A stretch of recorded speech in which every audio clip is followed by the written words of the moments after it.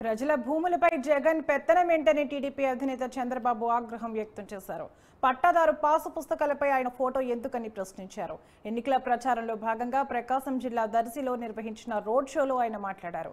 ప్రతిపక్ష నేతగా ముద్దులు పెట్టిన జగన్ అధికారంలోకి వచ్చాక ప్రజలపై పిడిగుద్దుల వర్షం కురిపించారని ఎద్దేవా చేశారు. పింఛన్ 2000కు పెంచింది టీడీపీ ప్రభుత్వం హయాంలోనేనని చెప్పారు. మన మేనిఫెస్టో కళకళ, జగన్ది విలవిల అని చంద్రబాబు వ్యాఖ్యానించారు. నరేంద్ర మోడీజీ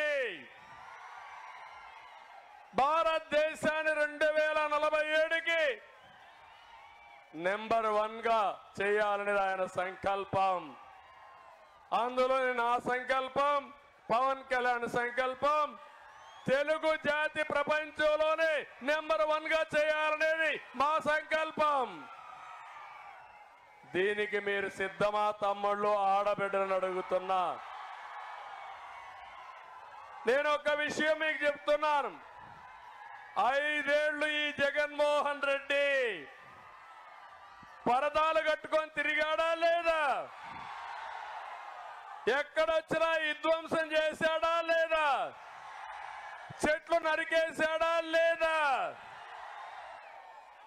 ఈరోజు వస్తున్నాడు, ఎన్నికల ముందు మీ దగ్గరికి వచ్చాడు, తల మీద చెయ్యి పెట్టాడు, బుగ్గలు నిమిరాడు, ముద్దులు పెట్టాడు.